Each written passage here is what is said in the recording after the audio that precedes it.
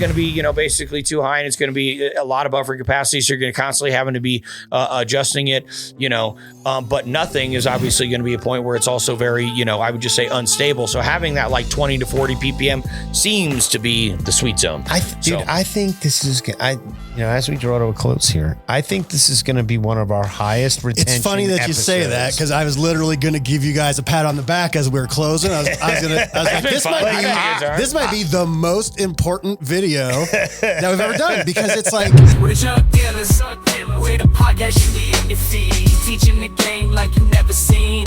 Jerin, Gabe, GRAMBO, true OGs, masters of the globe, set your mind free. From Denver, Colorado, where the dead is green, we set the data points for the SOPs. Jug Dealers Podcast, yes indeed. Hey, everybody. Welcome back to the Jug Dealers Podcast, where we discuss all things cannabis and lifestyle related, brought to you by the good people at 5E, and is always available at jugdealers.shop. Jugdealers.shop, which we would normally pull up, but for some reason we can't even get up. It'll still be there in the studio. But for all of you, it's up there, jugdealers.shop.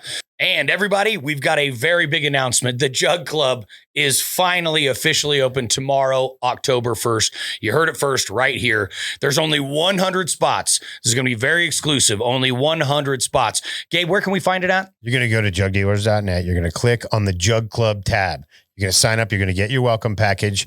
You get 20% all products in the shop all the time.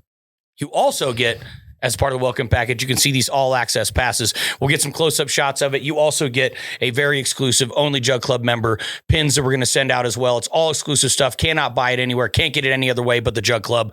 In addition, you're also going to get access to the Jug School. So you're going to see watch us work with plants, things like that. You're also going to see Jug Dealers After Dark. That is full Jug Dealer episodes that are a little bit too spicy, a little bit too much for YouTube, right? Also, you're going to get our behind the scenes on the road with Jug Dealers. We go to see a lot of gardens. We see a lot of different things. We're going to show you that coverage. Again, stuff that is a little too spicy for YouTube. Yep. And once a month, digital smoke sesh with us. It's going to be our cameras on, your cameras on. Show us your garden, show us your finished flower, show us whatever. We're just going to be going back and forth. If you got questions, we're there live to answer them. Once a month. Also, beta test unreleased products and be the first for exclusive deals, events, anything like that that's going on. And now, speaking of that, because we are not fully stocked on content, we're getting it, we're building it as we go, right? Takes a lot to give you guys what we're trying to give you. But to make up for that, we are going to give you a very special, as we mentioned, beta tested unreleased currently product. You're going to get that in as a first 100 as well, on top of the other welcome package stuff. Come and get it on the Jug Club.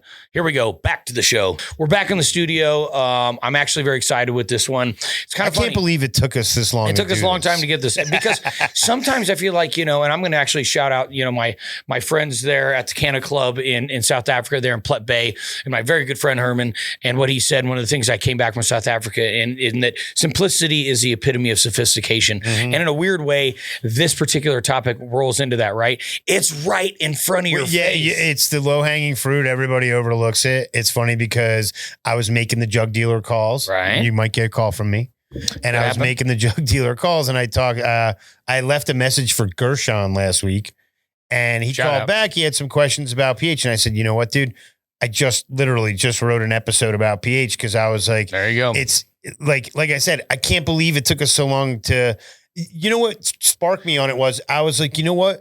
I think most people don't know what pH even stands for. Well, one of the things we like, and honestly, I did, but it's also because, it's something I've dealt with in a lot of college. But even it was the focus of what you were doing. Right. But even like really what it actually means. And it's like, okay, but anyway, which we'll get into, but pH, that's what we're talking about today. I know it seems simplistic, but even as we were writing the episode, I was like, man, this really even reminded me of a few things. This educated myself even further on a couple of things, specifically alkalinity, which we're going to talk about. Yep. And I think everybody just thinks alkaline, basic. No, that's what I thought. No, sir. No, sir. So, everybody, of course, says watch your pH, right? But what are we actually measuring? That's one of the things we're going to talk about. It's obviously the activity. Well, not obviously, but it's the activity of what? Hydrogen ions. Hydrogen ions in solution and it's on a logarithmic scale. Important to mention, right? Yep. Because it's exponential. Yeah. I think one of the biggest misconceptions right off the rip is people think, 5.6 to 6.6, it's 1 point. Right. No, that's times 10. That's actually times 10. So it's a whole magnitude of order, magnitude of order of magnitude. Magnitude. It's the other way. I put the wrong emphasis on the wrong syllable there. Let's define pH for everybody so they actually understand what it means. And then we'll kind of dive deeper into that as we get through the episode. Right. Well, and I mean, it is very simply pH is potential for hydrogen. Yeah, potential of hydrogen. Bang. So it's actually a little more simple than you thought. You think maybe it's going to be this weird Latin word or something. No, not at all. And it is a scientific scale. Most of you are going to know it's 0 to 14. 0 being straight acid, 14 being straight base, and then 7 being neutral water. Typically, we're running in that always the acidic range in reality. However, most times, and you've always pointed this out, which I think is really important, especially anybody that's working on city water, you're never going to have acidic water coming out of the tap.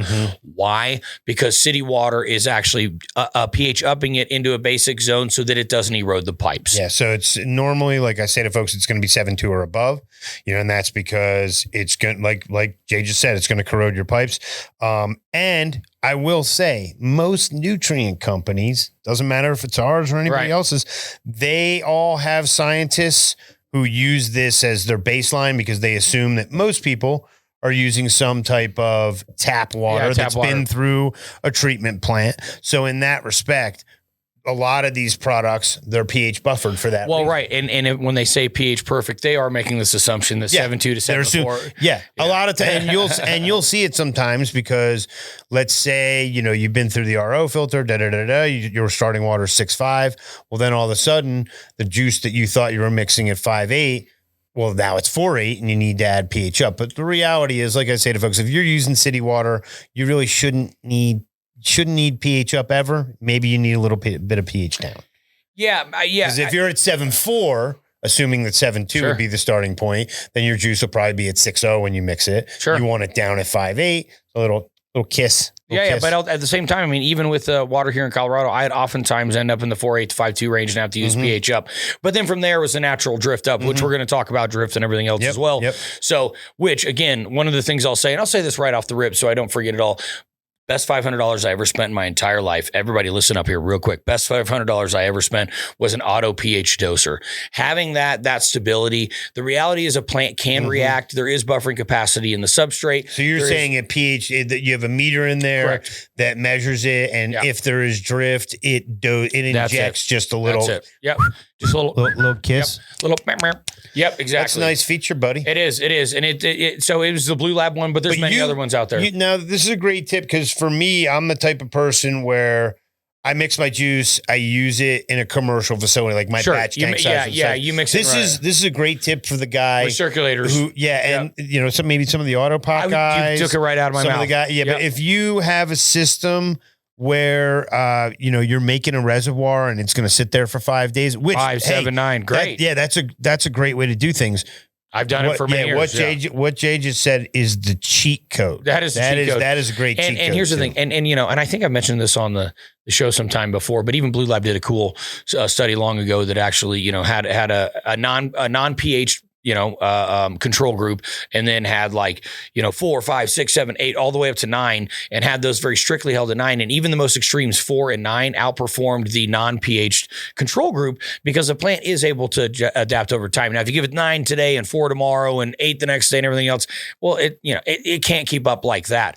But interestingly enough, any kind of stability, any kind of consistency, they can actually adjust to. So I always go to 5.8, of course. Dude, it's amazing. I just had did you have an aha? I really did, in the middle of the show. Well, because it's funny because you think about potential hydrogen, and then we talk about potential hydrogen, but then we talk about 45% of the plant being hydrogen. Oh no! Well, that potential hydrogen only converts if it's able to be if it's in the right range. Well, right. If it's in the right range. And then even when you talk about like the carbonates and the calcium carbonates and all this, the oxygen, hydrogen, and all this exchange, right, that we're going to talk about. I hope y'all just had the same aha moment that I had. Okay. Because all right. it definitely, Let's get into it a little more specifically. And GRAMBO, if you could actually just move that a little bit, but really specifically why. Roll that down just a little bit, because I actually want to pull that down to where I was going to say, the one thing I did want to mention there I thought was important was, acidic is going to have more hydrogen ions. Yes. Neutral is just going to be pure water. And then 7.1 to 14 is going to have more hydroxide ions, which is OH minus. And as we'll get into later, more of the carbonates as well. Yes. Yeah. Absolutely. Because of that OH minus. Again, it's a chemistry thing. And by no means are we chemists. I have, I made it through organic chemistry. But to be honest with you, these are the pretty simple elements. Yeah. So it does help with that, but more specifically, why the heck does this really matter in cultivation? Why? Hey, everybody, I hate interrupting the show. However, we need you to help us by upping your grow. Go over to jugdealers.shop. Don't let hyperaccumulation problems and buffering issues mess up your grow. Get Scietetics blocks at jugdealers.shop. Scietetics is the only fully aged and mature cocoa on the market. It's all natural and ready to rock. This is how we support the show. We're never sponsored. We're funded by you taking your grow to the next level. So to support us and your grow, go to jugdealers.shop and pick yourself something up. Now back to the show. The heck does this really matter in cultivation? Why does it matter to plants? And very specifically, pH is very, very directly involved in nutrient availability, right? Yep. And we've all seen that. We'll pull the chart up here a little bit later, but we've seen that at 5.8 versus 7.8, what's going to be available versus micronutrients, macronutrients, et cetera. If the pH drifts too high or too low, certain essential elements, specifically a lot of times those micros like iron, but also phosphorus, calcium, which is technically a macro can be locked out, and that's going to be a lot of them are problem. Right at the bottom. Phosphorus starts 5.7, 5.6, and you always make a big mention about like, dude, it's never not there. Phosphorus. It's unavailable. You're not missing phosphorus. I promise. So this is really important in the sense that almost always, because I can I'll promise you, if you're running any nutrient program, whether it's ours or anybody else, there's not a one out there that's not going to give you a balanced nutrient regimen. They're trying to make you be successful. Yeah, they don't want you to lose. They don't want you to lose, right? There's a lot of scientists involved that want you to win. But if your pH isn't correct so that the availability is correct, you absolutely could lock certain things up. And again, just like phosphorus, it's there, folks. Yep. It's in pH up, things like that. It's just very readily available. And even, certain microbes and even I was going to say another thing in the realm, because, we're always kind of leaning away from the hypochlorous and the cleaners, and we're leaning more towards that biology. We like to have those microbes. We like that community. Another thing that's going to affect it is that soil pH. Yes. So more acidic.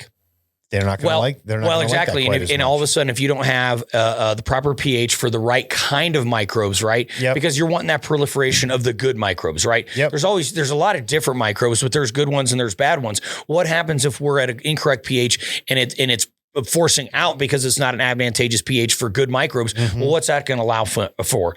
Other bad stuff to come in, whether it's microbes, whether it's pest diseases, things like that. So it's really important, not only in solution, but in substrate as well. So I was going to ask you, in your world, what's the optimal pH hydro versus soil? Because, in my mind, they should be a little different.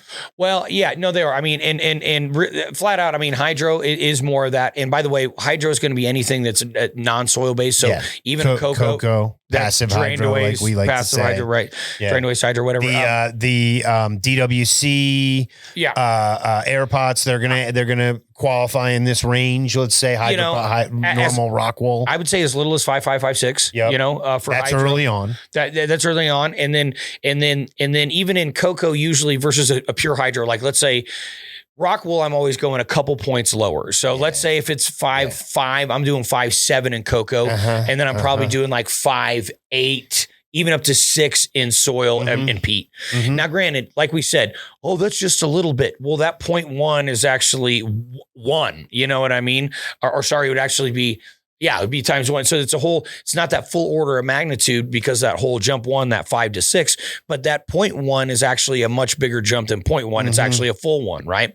So I think it's the hardest thing for people to understand because it doesn't see, that scale is only 14. But it doesn't seem like much. Why would we do anything even? Dude? That's like a foot, like 12 inches. What do you mean? Well, and the reality is pH is kind of like the key for nutrient absorption. If you get it wrong, there's just certain things you're going to be missing. Like we always talk about iron, phosphorus, those things. You get it right, and you get a real even keel of nutrients where it's like a buffet. It can take what it needs. Take it, leave it. But that in general, 5862, especially as you get a little bit later for that hydro cocoa, and then all the way up to really everybody. Just a reminder, we do a weekly giveaway through the Jug Dealers shop. Buy anything to automatically be entered and win something out of the shop. Our winner this week is Adam L. from Illinois. He wins a quart of Winter Frost. Again, to win, all you got to do is buy something through the shop and it'll be automatically entered. Congrats again to Adam L. from Illinois. Your quart of Winter Frost is on the way. Now back to the show. That, hydro cocoa, and then all the way up to really any, 6 to 6.8 even in soil. Soil has so much more buffering capacity, and we'll talk about having, calcium carbonate and things like that, and that just ability to naturally buffer. So, it in that scenario, I mean, honestly, it's like I never pH in my garden, for example, right? You know what I mean? So it's like, bro, and but I'm just using New Millennium. I know, you know what I mean? So like, I'm not trying to. It's fine. So let's get into like pH versus alkalinity, because I think that's where, you and I both had a thought as like, oh, more acidic, more basic. But it goes a lot deeper than that. You want to maybe discuss with our listeners like a little bit more of, let's get into the science a little bit. Well, I mean, here's the thing. The reality is like this is all pretty complex. Well, complex for most people that aren't let's just say really dealing with chemistry every single day, right? But in reality, it's this exchange of electrons, exchange of hydrogen ions and things. And this is like, it's a very constant exchange process. And then you have a buildup of really calcium carbonate as well, correct? Yeah, absolutely. And also like, and I think we'll talk about Josh, this. Drop that down just a little bit. And then, there was I had a little visual there, which was like, that was. Did you have the pH scale bar? Yeah, maybe bring that up. There we go. Right. Yeah. So that's always nice to show people just, a little bit, obviously in visual form, what that basic alkaline, neutral, and acidic looks like, right? And now alkalinity, we're going to talk about that a little bit more, but the reality is alkalinity is more of I would say both a substrate and actually a source water's ability to essentially buffer the solution, right? Mm-hmm. So if there's more in there, you're going to have to actually, it's going to push almost like a bit of a spring back action. Mm-hmm. So let's say that there's only so much room for everything in there. Correct. So let's say you do put it in and it's 7.2 and you acidify that soil or the solution down, it gets down to like 6.5. Well, then it naturally starts pushing up because off-gassing the bicarbonates. And there's a lot of calcium carbonate in there. So because of that, it's like, hey, we're actually so well buffered. CaCO3. Calcium carbonate, CaCO3. So the biggest thing is really looking though about nutrient availability in those pH windows. I think that's the biggest thing. And the reality is that's, where everybody's always looked at. That's okay. Spoiler alert. Work with the fluctuations. Well, and that's and we are talking about here in a little bit, even that like the naturally given a little bit of a natural drift, like let's say across like maybe 0.4, 0.5, a pH, but not some massive swings. Typically, like I said, dude, I'm telling you, best money I ever spent was a pH doser, keeping it right there. And look, spoiler alert for anybody that ever thought the distribution company was P-Hive, it's 5.8, and it's 5.8 for a reason. That was always funny. Now that we changed it to the 5.8. So people seem to get it a little bit more. People seem to get it a bit more. I remember being in the meeting and saying, it reminds me of a beehive, guys. Right. Well, right. And then the hive symbol itself. Anyway, so 5/8, that is truly a nod to, even in our particular plant, and this is not saying that every plant is like this, although in general, all vegetable crops we deal with, they're all kind of in the same pH range. So you can't assume anything that we're talking about with pH ranges today. It's not just for our plant that we deal with on a very regular basis, but this would be good for all veggies and everything else as well.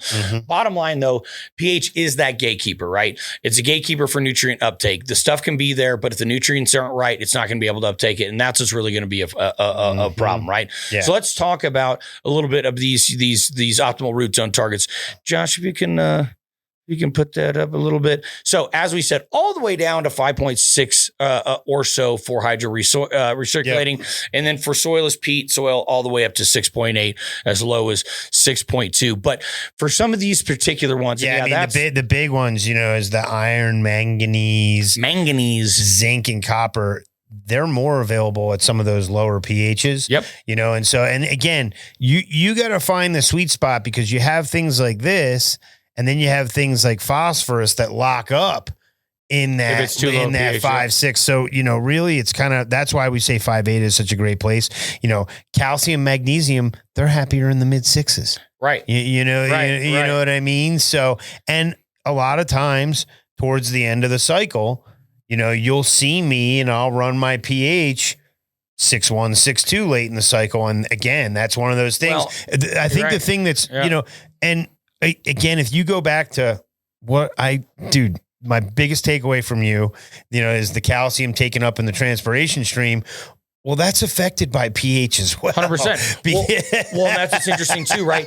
Phosphorus is so wacky too, right? If it's too acidic, it's actually going to bind up iron. And if it's too basic, right? If it ends up being too high, it's going to end up bounding up calcium. So it's like, you really got to keep it in that perfect zone. I like the 5.8 to 6.2 range. And like we discussed here in a little bit, that drift, like going back and forth a little bit, it actually helps it, like on the front end, it'll uptake a certain nutrient. Right. And then on the back end, as it climbs, it'll start to uptake different nutrients. And if people are curious about this, one of the things I kind of went nerdy on was that Mulder's chart, where it gives you all the different antagonisms and everything. It's really and you can just, thanks for pulling that up, because this is a really great graphic showing you just how not straightforward it really is, right? Yeah. This just shows you 100%. So, and then of course the classic, but the classic, you go, why 5.8? Well, that's not the most of this, that's the most that. You're right, but it's throwing a bullet right down the middle as much as we possibly can, right? I love the way, you look at phosphorus, and right as it gets under 6, it just necks down. Well, and it just dives off, right? But you can also use this to manipulate it for certain plants. Let's say you have a calcium, for example, a plant that just absolutely loves calcium. Maybe there's different plants in floriculture, like, Easter lilies or this or that have something weird that they just happen to really like. Well, don't think that there's not some pH manipulation going on with that. It only makes sense, right? One thing I did want to mention, especially since we do have a lovely monosilicic acid in our wheelhouse, right? Slicium, everybody knows that we got the Slicium Bloom out as well now. Those are both pure monoorthosilicic acids, 0.5 milligallon, super concentrated, but you do want to add those to your mix first to keep those bioavailable. If you don't, it's going to grab some other things and it's going to get a little bit weird chemistry wise, because we have other free floating ions already in there. So we want to do that beforehand. And then it definitely will avoid some of that. You could actually end up over time, if you were to just leave it in there, with some pretty high pH, that it would drift pretty high over time. So it's definitely a mix and go kind of thing, but grab yourself up some, I like to call it liquid insurance, right? It's going to readily, or it's going to reduce any and all abiotic and biotic stress. And it's very affordable. And by the way, over on jugdealers.shop, we do the weekly shop giveaway. So if you do go buy yourself a little bottle of Slicium, you're entered to win something else. Well, that's the deal, right? Just a reminder, if you buy any one thing, you are in the drawing automatically every single week to receive something out of the Jug Shop. So we're going to keep it spicy. We're going to keep that going. Maybe we even throw in a hat someday, maybe a pin. You never know. We got all kinds of cool shit going on. New Jug Dealer shirts are up. Oh yeah, that's right. There's actually a bunch of new merch up there. Oil Farmer is hot. Yeah. It's a hot Oil Farmer. It's a hot one. I was happy with that one. Yeah, it's a hot one. We've been wanting to do that for a while. But anyway, let's get back to some of these practical takeaways, which, like you mentioned, that intentional drift. Yeah, you start with a little bit lower pH, And, you're just going to let it rise naturally and then bring it back down, and that really helps you kind of push some of those things through there. It's not. And to be super specific, we're talking about starting around 5.6, ending around, 6.2. 6.2. Yeah. So 0.4, 0.5, 0.6, not any of these big massive swings. Yeah, it's not a massive crazy swing. But then even as I was mentioning with the soil buffers, right? When you do have a bunch of like dolomitic lime in there, for example, it's got a ton of buffering capacity in there. I'll be honest, you could throw just about anything on there and the soil is going to pretty naturally just buffer for the listeners, dolomitic is the more fast acting and the calcitic lime is the more slower acting. I believe that to be correct. So. And part of it's also a surface area thing. So if you get one that's actually, more of a powder form as towards a chunkier form, you get a lot more surface area. So, because these things are, they're rock minerals, right? So it's just ground up. I mean, that's all it rocks. is. Go back to if you're really curious, you go back to our calcium episode. See, if you're really one of the early ones, but one of the good ones, baby. So now I want to talk about alkalinity. And honestly, this is one of the ones that I personally, thought I had a little bit more of an understanding on, but it was also great to get a refresher on. Bro, right? I dropped the pH, right? Right. I come back tomorrow. pH is back up. Why? What the hell? What happened? Right? What happened? Well, what happened? What happened, boss? The reality is, it truly is that the bicarbonate amount that's in there, it's like a spring. It just pushes it right back up, and it off gases and changes. And it also there's a big exchange of the off gassing. In part is that big exchange of hydrogen. Right? Hydrogen's super volatile. That H plus, and that's part of pH. Hindenburg. Right. And what is this bicarbonate spring here? What's the off gassing? So it's just showing that's a visual representation. Visual representation. Because look, there's processes, there's actions. It's kind of like we talk about with the H2O2. H2O2, once you pour it into water, it then oxidizes, and that extra oxygen molecule evaporates, and that's an action that we don't see visually with our eyes. But again, there's a lot of chemistry going on. Like Jay says all the time, there's a lot of chemistry going on that we don't think about. And it happens we're talking nanoseconds. Well, kind of every element, when you look at what if you're looking at ammonium nitrate or whatever, sulfur, calcium, whatever, none of them are just, you don't see, no one adds just calcium, right, or just potassium or just phosphorus.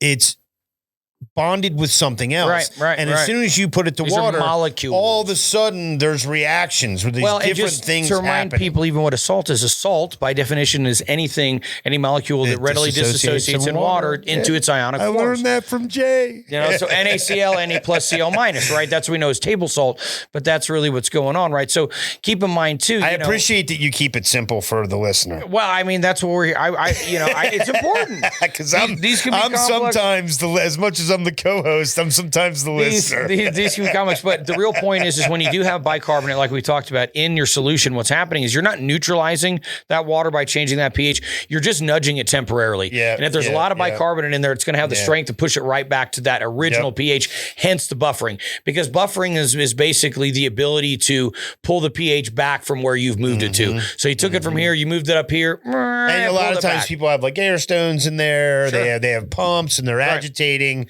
and it's accelerating these Correct. things. So by definition, alkalinity, which is specifically ppm as CaCO3, which is calcium carbonate, it's the acid neutralizing capacity. That's what alkalinity is.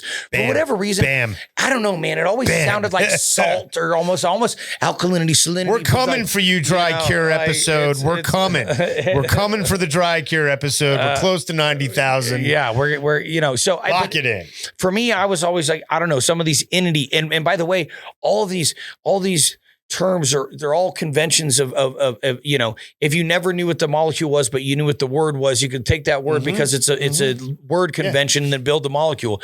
It all makes sense. In fact, I think it's the only place in English that, we have it to where like it all kind of makes sense, because everything else is just random ass shit, like 12 inches or like 36 inches in like a yard and 3 feet. And, at least with a pint, it's 1,000 milliliters. Right. If anybody has never seen Or I shouldn't say a pint, a liter. Yeah, come on, mate. If you've Pint's never, $9.85, seen the Nate Bargatze deal with like George Washington and him doing all the right, it's a fucking hoot. So anyway, let's talk about different ways to adjust your pH. Well, I think we forget something. Well, I just wanted to just for people out there that are wondering, well, what is too much alkalinity? Well, that's 60 to 80 ppm, which really isn't that much. But if you've got that much in there, you will want to potentially pre-neutralize that, right? Because you're wanting to bring down that buffering capacity, that buffering ability, right? Because otherwise you're just going to be using more and more pH adjustment, which is fine until you use so much, then you can throw things off a little bit because again, you're just throwing a bunch of this particular pH changing and in like, well, intentionally volatile molecule in there. So anyway, but there is this carbonate system that I was kind of talking about, right? Yeah. So you're right. Didn't want to forget about that. Right. So it's CO2, carbon dioxide that goes in and out with H2CO3, which goes in and out with HCO3 minus, which goes in and out with CO3 2 minus. They all go back and forth. They go back and forth, right? And it's this agitation, aeration, play and uptake, and all shifting in and out. And it's basically due to that volatility of hydrogen, like we talked about, which goes all the way back to pH, which is H plus ion, which pH means potential of hydrogen, right? It's all coming together, folks. It's all coming together, folks. Dude, I always say it's one of my favorite quotes I've ever said in my life. In growing weed, you go from stoner to quantum mechanics in 3 moves. But we're really only specialist. The nice part is we're really only dealing with a couple elements. We're dealing with the same. Right, 17. But it's kind of like bluegrass music. It's only it's only a couple chords, baby. Look, man, it's all quarks and leptons to me. Well, it's like my friend Chet used to say. It's all zeros and ones. Anybody that knows that joke will stop it right there. Anyway, let's make sure. Let me pontificate. No, here's, I think, the real takeaway is don't just be testing pH. You also want to be testing for alkalinity. I can tell you for one, it's never been anything that I've done enough. I think part of that is just being lucky enough to be in Colorado. To have good water. Right. And just have really, like, I literally have like 50 ppm in the water. So we're not even in that 60 to 80 ppm CaCO3. It couldn't even be there if it was all CaCO3. When I was at Grassroots out in Tawnytown, our water out of the tap, I believe, was like 480 parts per million. Good Lord. Yeah, it was. And I think a lot of that, I'll be honest with you, I think a lot of that just soaked in. Well, our feed line to the building needed to be changed, which we found out later. But I think a lot of that just soaked in through there's a lot of fertilizers and stuff like that out there. And, vice versa. It was funny because my ppm on my water in Pennsylvania was 35 parts per million out of the tap, which is by far as oh man, it was some of the cleanest city water I've ever seen. Yeah, no, that's gorgeous. This little piece here, and I'm glad you added this in, right? Because a lot of people get used to whatever pH up or pH down they use. But in truth, you can actually use different forms things, at different times, and it makes a lot of sense, right? So let's talk a little bit about choosing an acid specifically, not a base, right? So this would be a pH down, because we assume a lot of people are using the pH here's the deal. People. Like I'll tell you right now. Anybody using municipal water, 9.5 to 1 probably. Down. If you're in a well, you get it. So I use a tiny bit, but anyway. So the most common that everybody uses is phosphoric acid. There's going to be different levels. I'm not going to shout out any other companies because we don't do that. But there is one in specific. That's pretty strong. But it definitely varies in strength. I've had ones where I was using 100 mils, and then I had ones where I was using 500 mils. So you just need to look at the strength. It'll be pretty obvious, I would say, with these. You always want to wear gloves here's the big point. Here's the big point. It has phosphorus. Yeah, it has a lot of phosphorus, right? So it's good to use in bloom. Good to use in bloom. Yeah. But like we always say, when I commonly say to folks and they have purple stems and they're like, oh, I'm deficient in phosphorus. You're not deficient in phosphorus. You're probably locked out on it. But the reality is, if you have a flower nutrient that has elevated phosphorus levels and you're using a PK booster, which has elevated phosphorus levels. Good point. Great point. If you're using phosphoric acid, you are stacking that phosphorus. And just be aware. Just be aware. And it should be if you were putting it into nutrient calculator. Hey guys, today's show is brought to you by jugdealers.shop. You want to grow the best cannabis possible, Head over to jugdealers.shop and get something like our Ruby Fulvic. It's going to give you more efficient uptake on your NPK.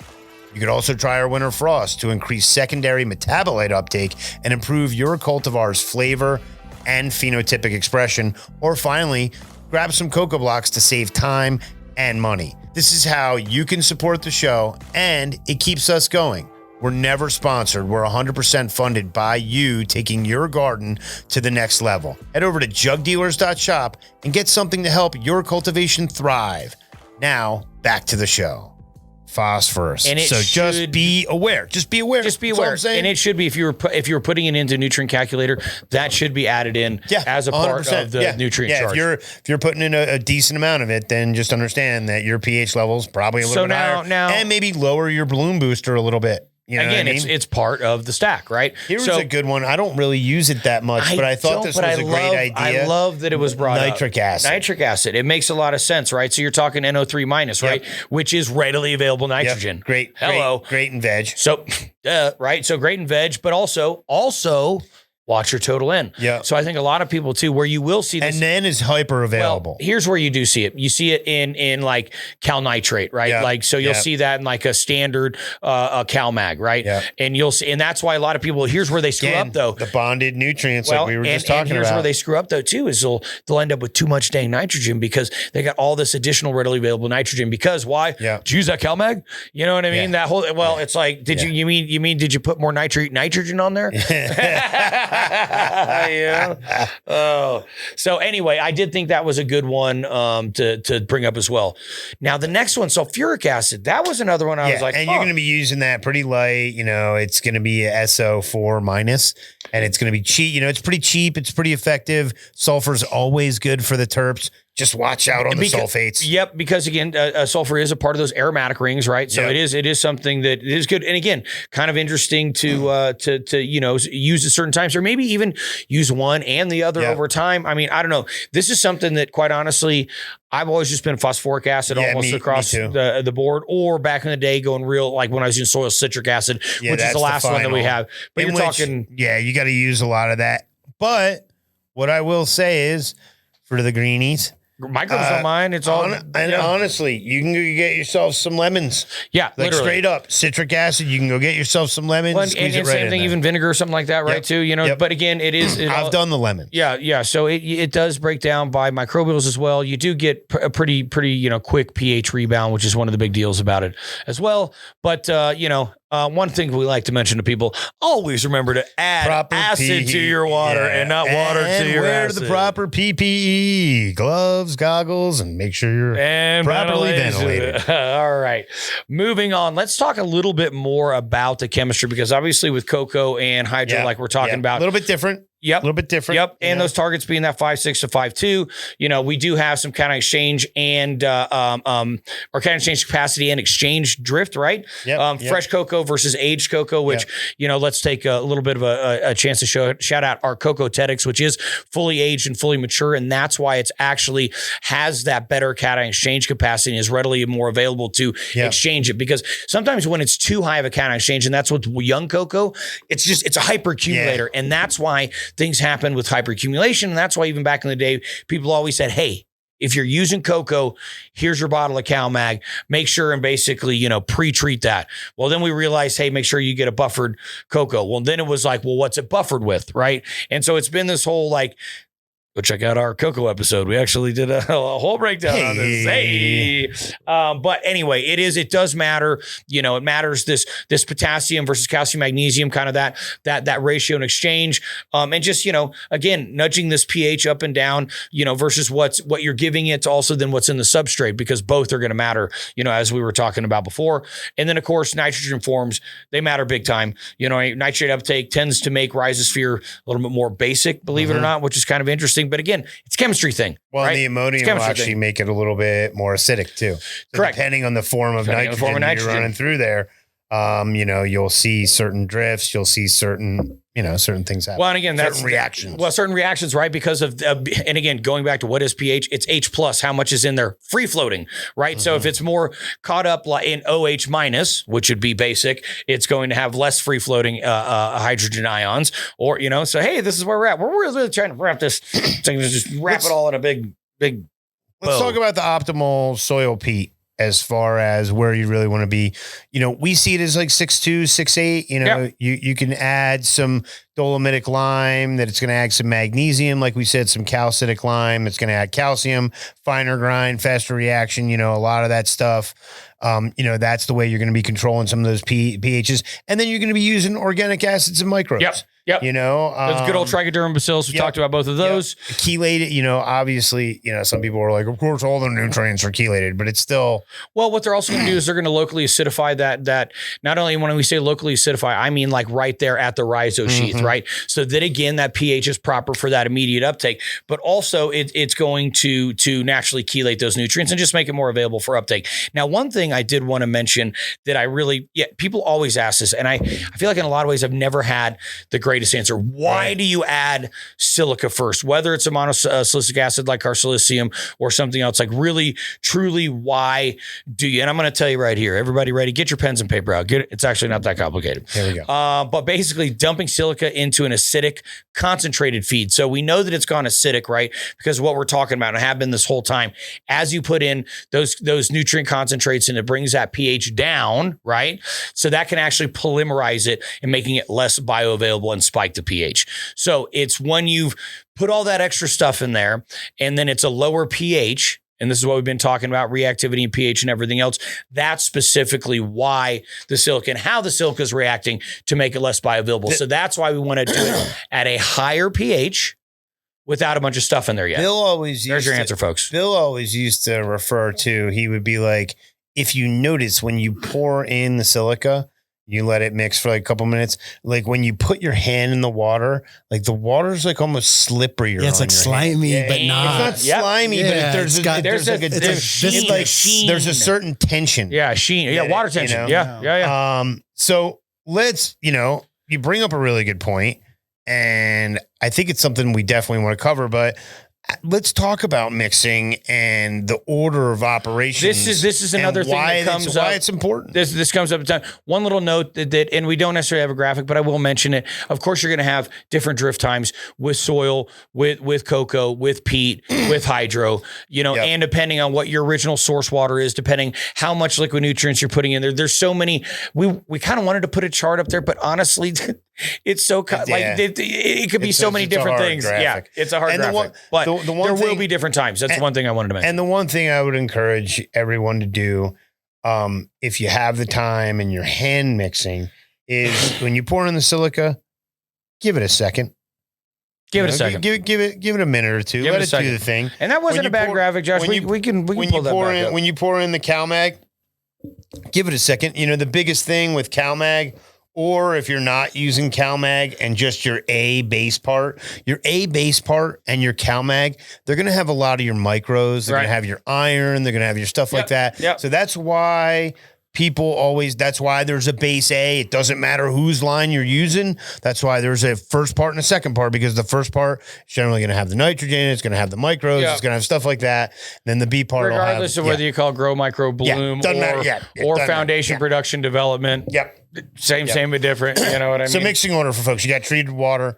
A lot of people are using RO. First thing you're throwing in, the silica. Yes. So back to this, right? And again, in case anybody, mixing order. We get asked this a whole lot. Yep.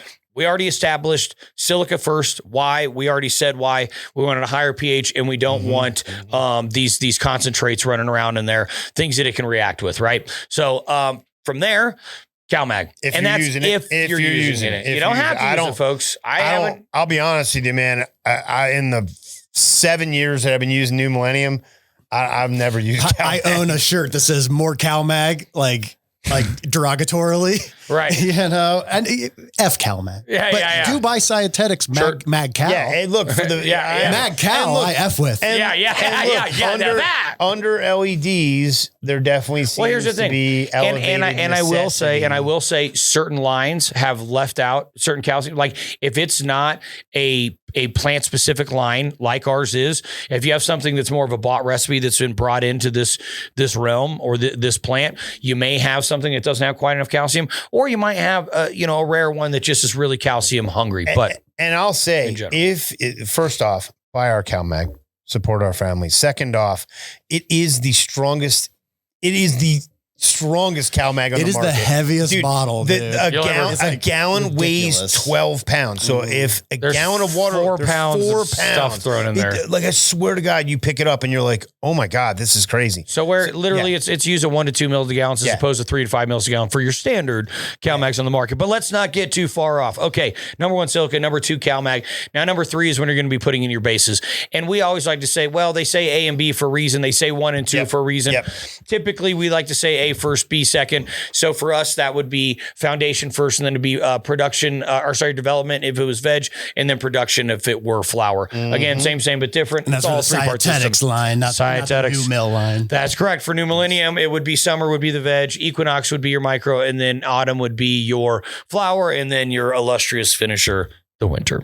Okay. And then after that, I would put in, give it some time. You can definitely give it a little time. That's fine.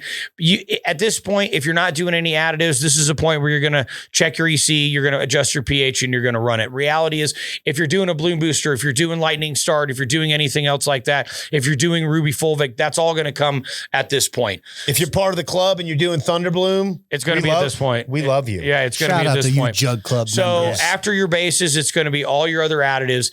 Then you're going to check your pH. You're going to adjust your pH. And then if you are using a microbe, I always put in the microbe absolutely last, right? So couple things we want to talk about, and these are more rule of thumb. These aren't exactly, but it's not. Yeah. These aren't hard and fast. There could be something else about, but we did want to give you guys a couple of things like, hey, what the heck? If my pH keeps climbing, what do I do, Jay? What are we doing? What do we do? So that first off means your alkalinity isn't fully neutralized. So there's a lot of bicarbonate in there, like we were talking about. So if you increase your acid dose incrementally, you're going to confirm that with a meter, but that's basically, you're going to kind of just have to kind of keep doing it. Eventually you will neutralize that alkalinity that's in there. Do you think adding an airstone will help some of that oxidize? Could. Those bicarbonates? Could. I mean, it could. Maybe it would help just move that around and keep that exchange process going heavier. That's something to try. Again, I've never been a big fan of that. I also feel like, clearly when we've talked about these pH swings, and that's one of the reasons why we don't like airstones, obviously something's happening. Yeah, you and I are about the pump. I'm about a recirculating pump before an airstone. But maybe could be. The other thing, if you have that pH, it keeps climbing, like we were talking about with the nitrogen. Yeah, too much heavy nitrates. Yeah, too much nitrate specifically heavy, not ammonia. Yeah, nitrate heavy nitrogen versus the ammonium causing the rhizosphere to rise. So a more balanced nutrient or nitrogen form could be beneficial. Yeah, especially in early veg. Yep. And then biofilms, man. Yeah. So look, bacteria love to party together. Okay. Yeah. And you throw in a little party juice like carbo, and you're going to see some major biofilms. And little tip right here, keep those temperatures in the right spot, because that's a lot of the reason that you start seeing those biofilms. That'll slow her down. You start, and look, you got a reservoir in a room, it's sitting 4 or 5 days, it's the same temperature. When I was talking to Gershon, that was Gershon's issue, is he wasn't cooling the reservoirs. Sure. So they were rising in temperature, and he was getting the pH drift. Right. We were talking about the P-Bud tip, which is the 2-liter frozen water bottle in the reservoir every day. So it keeps that temperature at 68 degrees, because where do we like to live? Well, right below there. 72. That's one of the things you're always quoting 72. All the stuff you learned from Jerin. That's one of the things I learned from you. How much temperature of water affects. Will change my growth situation. Yeah, no, it's a big deal. Yeah, it's a big deal. And here's the thing: I will say, I always had a lot of biofilms, and always have, because again, I run that carbo. I have so much that I have to really work on sanitizing the lines, the reservoirs, my pumps, and things like that. But reality, by keeping that pH auto pH'd, that definitely goes a long way. It's going to try and change it, but nope, not going to happen. And I still get the benefit of those lovely biofilms. So what do we do? Biofilms might be ugly. What do we do if the pH keeps falling? Well, again, just kind of like we alluded to, right? So instead of being excess nitrate, nitrogen, typically one of the things is going to be excess ammonium, right? So that could really lie.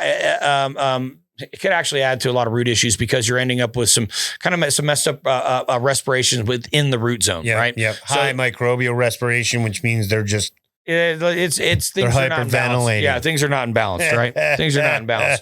So also in cocoa, over-acidification from aggressive acid dosing, because if you are getting those drifts all the time, it's like more acid. It's just obviously, that's one of the reasons why we actually came out with that second version of the new millennium, which is originally called RO, now it's for universal, is because of that having to use excessive And this pH is where you're going to changes. actually want a little more of the bicarbonates. That's correct. You know? Yep. So actually by adding a little bit, so you adding a little That bit means more you of the went buffer. a little far on the lack of alkalinity, which again, different than basic and acidic. 80 is going to be, basically too high, and it's going to be a lot of buffering capacity. So you're going to constantly having to be adjusting it, but nothing is obviously going to be a point where it's also very, I would just say unstable. So having that like 20 to 40 ppm seems to be the sweet zone. I think this is, as we draw to a close here, I think this is going to be one of our highest retention. It's funny that you say that because I was literally going to give you guys a pat on the back as we were closing. I was like, this might be the most important video that we've ever done, because it's like you can just like hit it with a hammer